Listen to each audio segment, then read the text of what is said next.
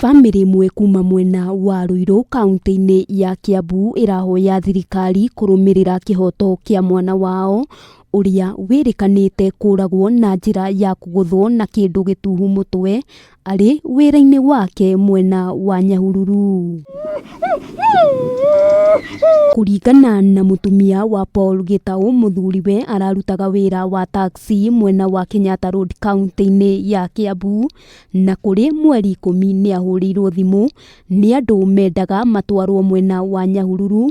Mutumia wake agitariria rita ria mwisho kwaraniria nake kwari mathaa ma thaa 5 cia utuku riria amwirire ndakinyite kuria athiaga. Tuesday hwaini ni thaa 10 muthuri wakwa ni ahurire thimu na kinjira he kawira ona kega ga guthie Nyahururu, no ndikamake tondu andu aria arathie nao ni andu oi. Muthi wa keri Njeri ni ageririe kumuhurira thimu no ikiaga kuingira, na thutha ucio nirio oire ikinya ria kuhura riboti ceceni-ini ya borithi, no thuthuria wa gwethana nake ukiambiriria, na nirio mwiri wake uracokire kuoneka utetwo ndemu-ini iri muhaka-ini wa Laikipia na Baringo, nayo thimu yake ikionekana mwena wa Bibilioni Limuru kaunti-ini ya Kiambu.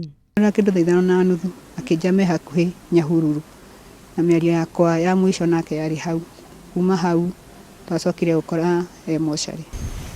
Mwena wa Girigiri ni aririe na murata wake na akimupromise ni eguthie kurara gwake arikia thabari ya guthie Nyahururu. Kuma hau thimu yake ndiacokire kunyitekana ringi na agituika ni atuika wa kwambiriria gwethwo. Kuringana na muru wa nyina na Gitau George Njoroge, augite Gitau ndari mahitia angikorwo agicukirwo, na uguo matirona gitumi o giothe kia mwana wao akorwo agitabanirio giko ta giki kia unyamu, guku akiuga arariaga thithino na minoga yake. Ndarari mundu munini muno na niandiga na gutiri undu kwaria muthuri wakwa arari mwega biu, koguo se maramugerire ngereyo ndio maramugerire ndu wake. Gweciria no gukorwo andu aria mekire giko kiu meciritie mwiri wa muru wa maitu ndukoneka ringi.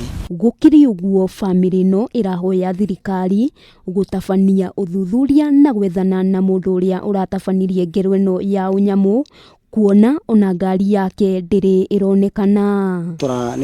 Ni tuthumbũrĩte muno ni kurigwo muru wa maitu ni mundu mwendi andu, ni murata wa andu othe, na ni mundu utari uru na mundu. Handu-ini ha Kameme TV, ritwa riakwa ni Wambui wa Njuguna.